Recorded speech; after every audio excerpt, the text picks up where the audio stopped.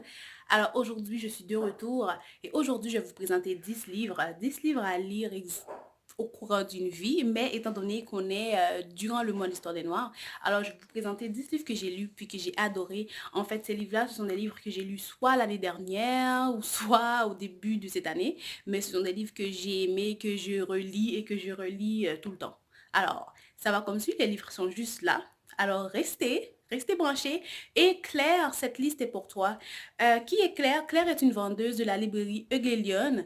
Claire, elle avait fait une vitrine une fois, puis qu'elle avait mis sur Instagram, et j'avais vu un livre justement que je voulais. Puis elle m'a dit, écoute, si tu as des listes à faire, des listes de livres que tu aimerais voir en vitrine, des idées, alors n'hésite pas. Alors Claire, cette liste est pour toi. Je sais qu'on s'est rencontrés l'été 2019, mais vaut mieux tard que jamais. Alors restez branchés, je vais aller chercher mes livres, ok? Alors, le premier livre que je vais vous présenter, c'est de Dany Laferrière, L'odeur du café.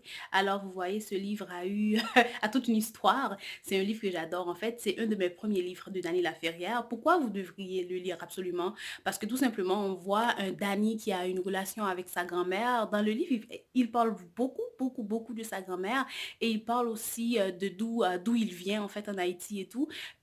Pour moi, c'est un classique et je l'ai lu au secondaire. Depuis, je l'ai gardé. D'ailleurs, je pense même que c'est la copie, la copie que j'avais au secondaire. Donc, depuis, je pense que c'est un livre que j'ai lu quand même assez souvent et je vous le conseille. Alors, des idées de lecture hein, pour le monde d'Histoire des Noirs. Alors, Dany Laferrière. Alors, on continue. Alors, deuxième livre, c'est une de mes auteurs préférés, Chimamanda Ngozi Adichie, Ce que tu as autour de ton cou. En fait, ça, c'est vraiment un recueil de nouvelles. Et il y a à peu près 5 nouvelles, mais les nouvelles se valent vraiment tous. Et c'est vraiment une auteure que j'adore. C'est une femme, c'est une féministe, bien sûr. On voit qu'elle montre la femme vraiment vulnérable et tout. Puis à la fin, il y a toujours quelque chose qui nous surprend. Il y a toujours quelque chose qui va arriver qu'on ne s'attendait pas. En fait, c'est vraiment inattendu. Alors, Chimamanda Ngozi Adichie, je pense que c'est une des auteurs les plus populaires en ce moment.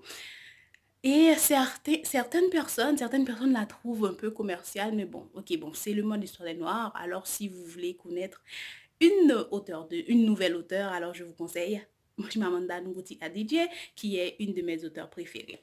Alors, je continue avec Mariama Ba, une si longuelette. Mariama Ba, ce livre-là est vraiment difficile à trouver. Je l'ai trouvé dans une friperie. Et c'est aussi une féministe qui parle beaucoup des conditions de la femme. Je ne vais pas faire de résumé de livre parce que c'est vraiment des idées de lecture que je vous donne. Et j'ai pas vraiment le temps parce que moi, vous savez, je suis vraiment allergique au long, euh, au long clip. Hein.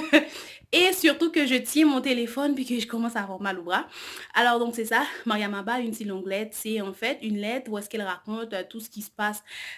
En fait, là, elle parle de la condition de la femme, tout ce qui est santé mentale et tout. Et c'est vraiment une auteure, c'est une féministe. Il y a quelqu'un qui m'a dit, je sais pas qui me l'a dit, mais j'ai entendu dire comme quoi qu'il y a un prof à l'UQAM qui a donné ce livre comme lecture obligatoire.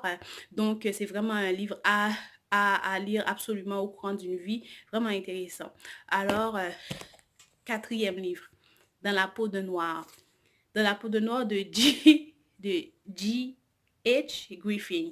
Bon, alors ce livre, je l'ai adoré. C'est l'histoire d'un journaliste qui se fait passer pour un noir. On est vraiment en pleine ségrégation raciale.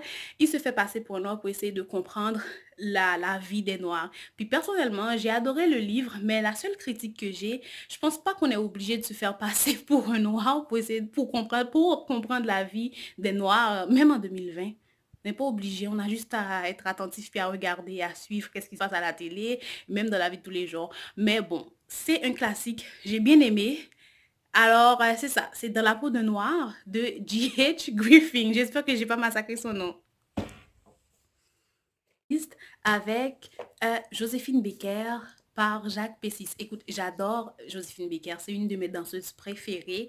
C'est une femme qui a influencé mon style de danse et ce livre-là, en fait, raconte toutes ses péripéties. En fait, on la connaît comme une grande danseuse des États-Unis qui a fait fortune à Paris, mais qui a changé l'histoire de la danse à Paris. Mais cette femme a eu une vie vraiment, vraiment, vraiment, euh, une vie elle a vraiment eu la vie dure en fait. Elle a eu plein de péripéties dans sa vie, puis finalement elle est morte sans un sou. Alors, Joséphine Baker, euh, par Jacques Pessis. Et je continue avec Sané Mena. Ok, à chaque fois que je dis son nom, je suis stressée parce que je veux pas gâcher son nom. Sané Mehari, cœur de feu. J'étais un enfant soldat. Alors, c'est une fille, c'est l'histoire d'une fille qui raconte comment elle a survécu en étant un enfant soldat. Alors, c'est un livre que je conseille aussi. Puis en plus, comme je vous l'ai dit, c'est le mois de l'histoire des Noirs. Alors, si ça vous tente de découvrir d'autres types d'auteurs. Et un de mes livres préférés, c'est de Raphaël Confiant. Madame Sinclair, reine de Harlem. Cette femme-là, on n'entend jamais parler d'elle, mais c'est une Afro-américaine, en fait, qui était la reine de la loterie clandestine dans les années, en fait, dans les années 20-30 à Harlem. Donc, ça, c'est vraiment, comme je vous le recommande, essayez de mettre la main dessus. Madame Sinclair, c'est vraiment un livre que j'ai lu, je pense, en 2 jours et j'ai adoré et je le relis des fois. Donc, j'ai adoré Madame Sinclair de Raphaël Confiant. En passant qu'il y a un auteur qui vient de la Martinique, si je ne me trompe pas. Et je continue avec Ainsi par là, Biggie Small. C'est un petit livre de la sagesse du Hood de Samuel Laguerre. Samuel Laguerre qui m'a envoyé ce livre. En fait, j'ai eu un cadeau. C'est mon premier cadeau d'ailleurs et mon dernier parce que je n'ai jamais eu d'autres. Mais j'ai adoré ce livre. C'est un livre que je conseille à tout le monde. C'est vraiment, comme ça se dit, le petit livre de la sagesse du Hood. C'est vraiment un petit livre de sagesse que j'ai appris beaucoup de choses et que j'ai eu beaucoup de plaisir à lire. Alors, je continue avec Écorchée vivante sous la direction de Martine Fidèle. Alors, Écorchée vivante, c'est l'histoire de 10 femmes haïtiennes, en fait, qui racontent leur, leur histoire. Hein, qui racontent leur histoire à tout le monde et c'est quoi d'être une femme en Haïti et sous la direction de Martine Fidèle. Alors, c'est ça, c'est un livre que j'ai adoré aussi. C'est un livre quand même dur à lire, mais je l'ai adoré. Alors, si vous cherchez à lire et à connaître des auteurs haïtiennes, je vous le recommande. Maryse Condé, Maryse Condé, Conte cruel. Alors ça, c'est vraiment un livre que j'adore. C'est pas un livre pour enfants par contre.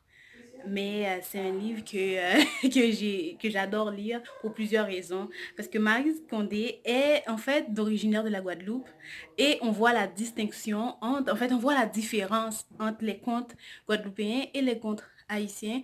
Donc, j'ai vraiment aimé lire ce petit livre et découvrir le style de la Guadeloupe. Et j'ai vraiment adoré. Et j'ai vu à la base, oui, on a une façon différente de raconter nos histoires, mais à la base, on a les mêmes croyances et ça m'a fait plaisir. Donc, c'était tout pour moi. J'espère que vous avez aimé. J'espère que ce sont des livres que vous lirez dans un avenir proche. Il y a ma mère qui parle en arrière, mais bon, je dois finir le clip. Alors, je vous dis à bientôt et j'aurai d'autres livres pour vous. OK? Bye!